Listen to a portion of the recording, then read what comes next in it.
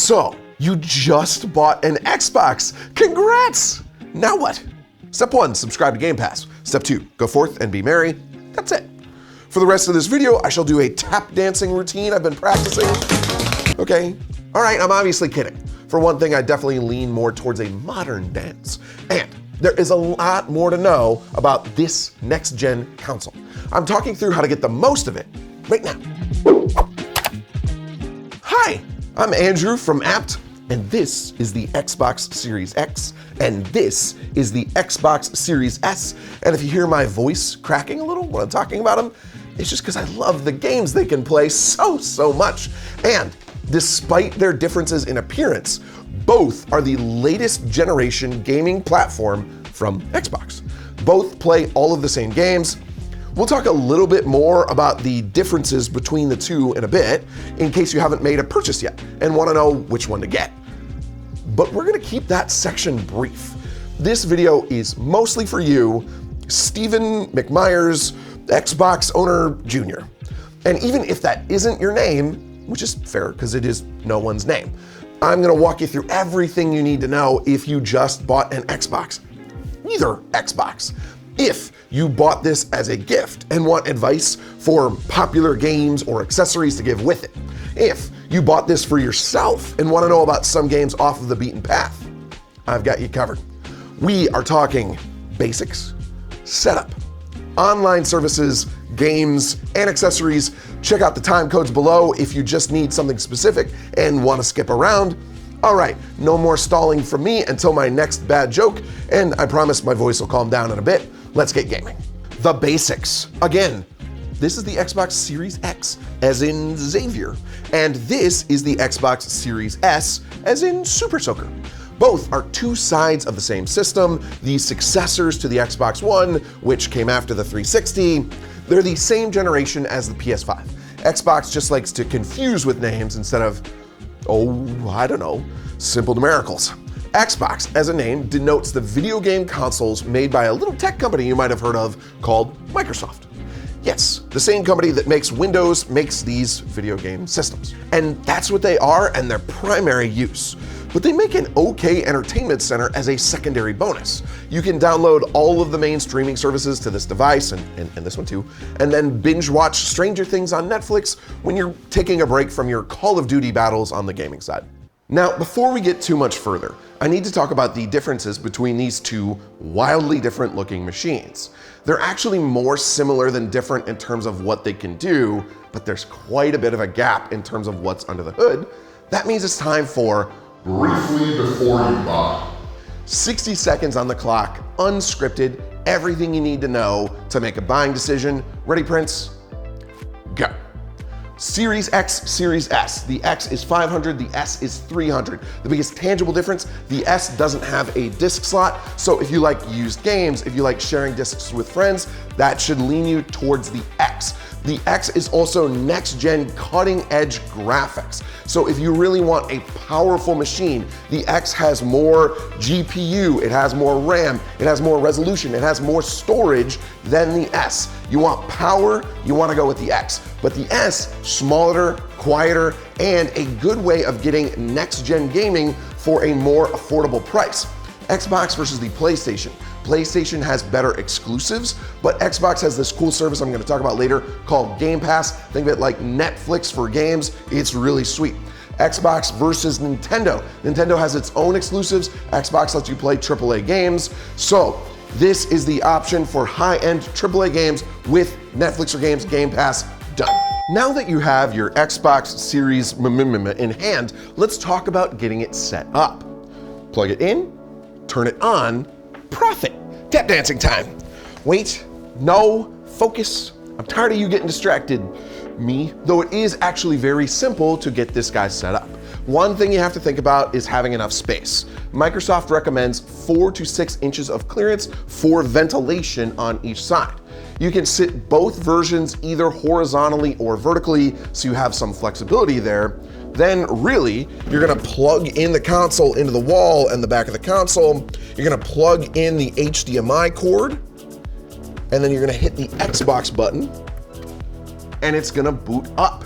The Xbox itself will walk you through the rest. accounts, Wi-Fi connections, such and such. To make your life easier, and your Xbox will tell you this, but you can use the Xbox app to go through the sign-in and registration stuff. Generally speaking, you'll have an easier time typing on this than your controller. It's not 100% necessary if you don't want the extra app on your phone, but it's not a bad trade. The app is free. Whether you enter your info with the phone or with your controller, you'll want to get this guy up and running too. You'll likely just need to put in the included AA batteries here in the back and turn it on by hitting the Xbox button. Simple stuff. The included controller should automatically sync to your console when you turn it on. If it doesn't, perchance, you want to press and hold the pair button on the controller here, and then again on the console right here above the disc slot. Or you can connect the two with a USB cord, and boom, they're synced. And now that we're up and running, let's take a quick tour of what you can do with this controller. So the main button you need to know on here, other than the ones to play games, is this Xbox button. It can turn on the controller. You also short press it and you get to this little menu to switch to different tasks. When you're playing a game, you can tap this in order to go home. And then you have these buttons here. These are both share buttons. This one is just generally to capture content, and this one you can program to a shortcut to share on your Facebook account. And then this is the old-fashioned start button brought back on a new gen controller. Speaking of new gen, let's take a look at these menus.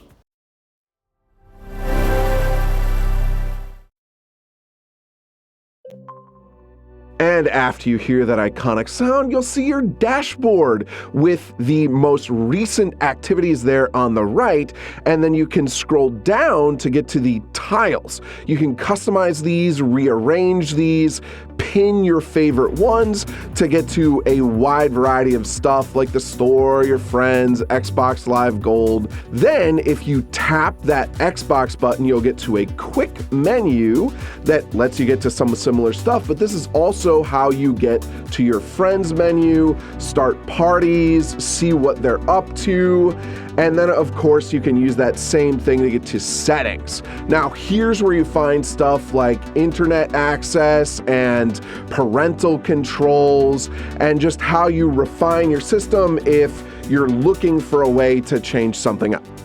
And just like that, you're ready to go play some games. But hang on, what games? Well, do I have some recommendations for you? And I'm not gonna tell them to you yet. Because before I get into specific titles, we gotta talk about services. Because Xbox has one that's kinda, well, a game changer, if you get my drift. Because video games. It's called Game Pass and it's awesome. Think Netflix for games. Yes, PlayStation has a similar service in the way that Carl here is a similar basketball player to Michael Jordan. I kid. PlayStation and Xbox are in the same league here, and Carl's great. But PlayStation just launched their service recently to try to keep up with the popularity of Game Pass, and as of now, it's not close. You have an Xbox. The big advantage you have over a PlayStation owner is Game Pass. But let me rewind for a second and talk about what Game Pass is and what your options are for online gaming. The basic online service, if you just want to get on and play with your friends, is called Xbox Live Gold. $10 a month, $60 a year, functional, fine. Online chat, online games with friends or strangers, whatever you want. You even get a couple of included games per month. Bear in mind, you don't actually need a subscription if you just want to purchase and download games and get updates for them. In other words, you don't need to pay for a service just to connect your console to the internet. But if you want to experience the internet's, let's call it smack talk firsthand by joining an online game of Overwatch 2 or Call of Duty with strangers, you need the service. To chat and play with friends, so at least you know who's swearing at you while you play, you need the service. Now, you could just get that basic service if you expressly hate fun and joy and puppies and happiness. You don't want Game Pass? I get it. Life is trying to hand you a box of chocolates. Might as well smack it to the ground and stomp on it. Seriously, Game Pass is good, especially the ultimate tier. There are technically 3 tiers of service. The first 2 are PC only or Xbox only, $10 a month. and you can play available games on one platform or the other with those. The third, Game Pass Ultimate. $15 a month lets you play games from either platform, and it includes cloud gaming, EA's live service, Xbox Live Gold. You can play games on your 2022 Samsung Smart TVs and a few from 2011. Yeah, I generally avoid expensive services, but Game Pass Ultimate is sweet. That's why my voice is going haywire. I threw out the words cloud gaming there. So Game Pass is like Netflix in a couple of ways.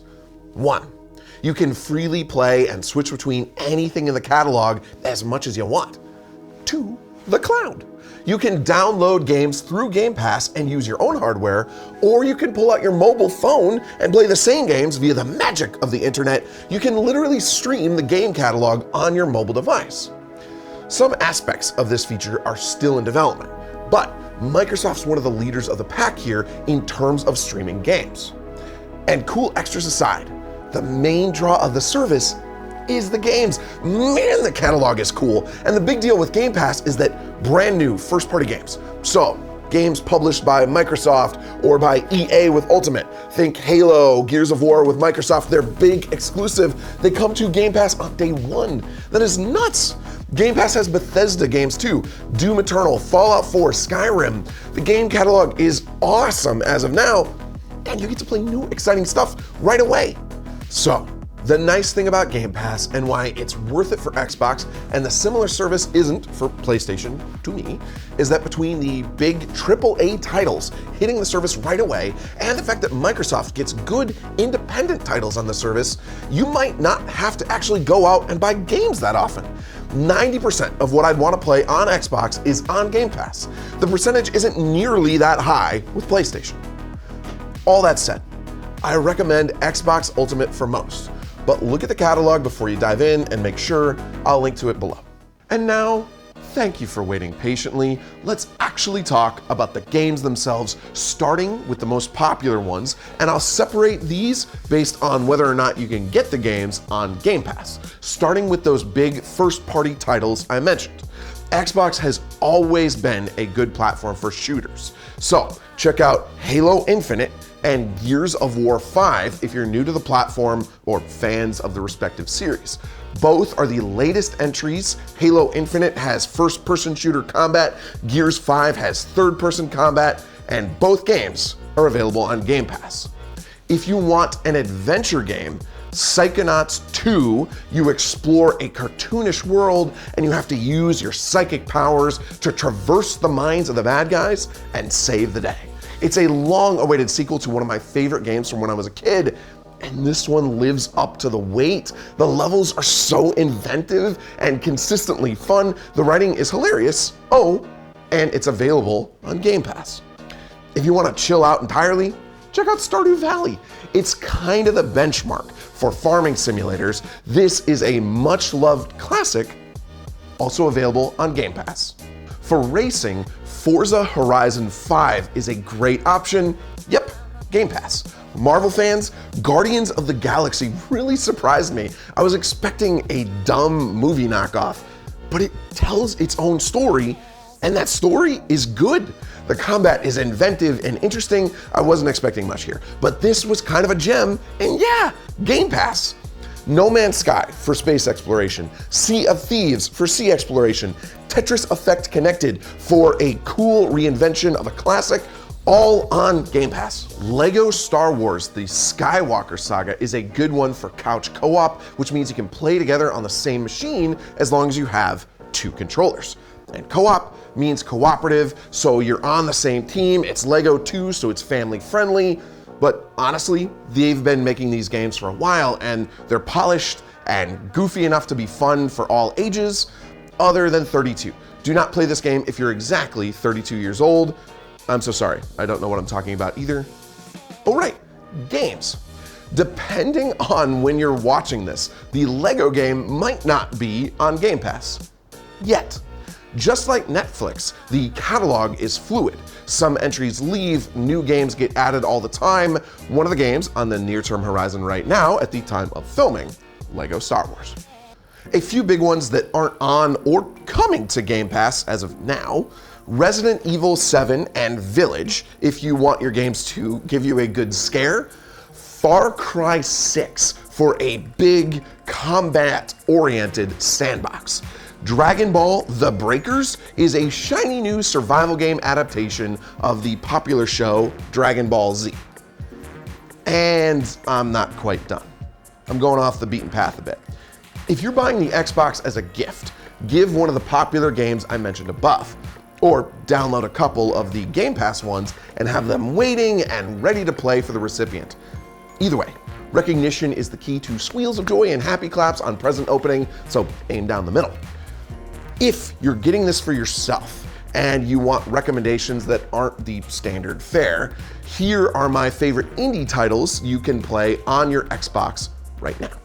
Outer Wilds may be one of my top 10 games of all time, and it is available on Game Pass, so you can just try it, and please try it.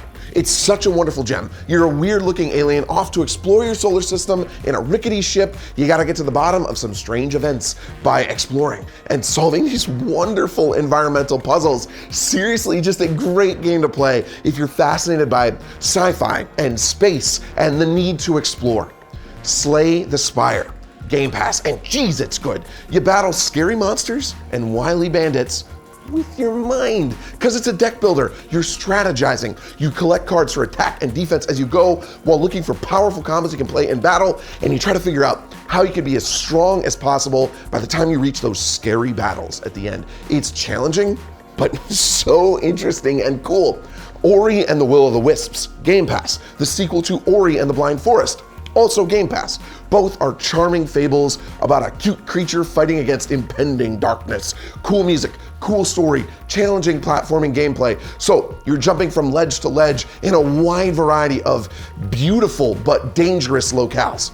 A couple of other great indie gems to consider that aren't on Game Pass yet. If you want a good mystery, try Forgotten City for a time loop gem that asks the tough philosophical questions, or Return of the Obra Dinn for pure deduction. If those sound familiar coming from me, that means you've watched our other videos. Thank you. If you haven't, check them out above for user guides on the PlayStation and the Nintendo Switch. If you're longing for adventure, check out It Takes Two for good mandatory co-op. That's right, you need two people to play this one, but it's a wildly inventive adventure where you have to work together to get through these fantastical versions of real-life locations. Think a snow globe or the inside of a clock tower, and how you solve puzzles, it's constantly changing. It's really cool. And there you go. You've got plenty of games to try on Game Pass, and a few to try that aren't. Games of all shapes and sizes, and Xbox has plenty more on offer that I didn't have time to get to. But yes, given how many that I named, I'll be offended if you personally play something else first. Let me know in the comments if you do, so I can get out my deeply offended face. Like this. But before I sign off, let's wrap up by talking about accessories. My top pick here would be a rechargeable battery pack, so you don't have to keep a supply of AA's handy. Other options include a headset if you're going to be chatting online regularly, and or an extra controller for playing games with friends locally. Also consider some expandable storage options. Especially with the S in particular, as its lesser built-in storage is fine to hold a couple of games. But if you want to rotate through a bunch of freebies from Game Pass, you're likely going to run out kind of quickly. External drives are plentiful, though you'll only be able to play older games off of them without transferring to the internal drive. You can actually easily plug in an expanded internal drive by plugging it into this slot on the back of the console. And that's it. That's all I have for you at the moment. Wait, before you go, it's possible, not likely, but I suppose possible, that I didn't cover every possible answer to every conceivable question you might have. If that's true, how dare you?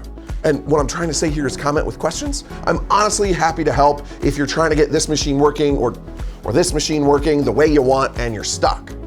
Also, comment to let me know if I somehow missed a good game that you'd recommend, because, I mean, I'm generally always looking for good new games to play. And welcome! It's a weird time to say welcome here at the end, but this is a brand new YouTube channel. Carl and I will be bringing you insight on how to get the most of a wide variety of electronics here. We work for a store in Illinois called Apt. And yeah, links to some stuff you can buy are below, and checking it out would be great. But really, we want to use the wealth of knowledge at our disposal from the long-time employees here to help you get the most out of the stuff you already bought. So, if you would, please hit that thumbs up button if you enjoyed the vid, subscribe to stay tuned for my future ramblings. Thank you for watching, and happy gaming.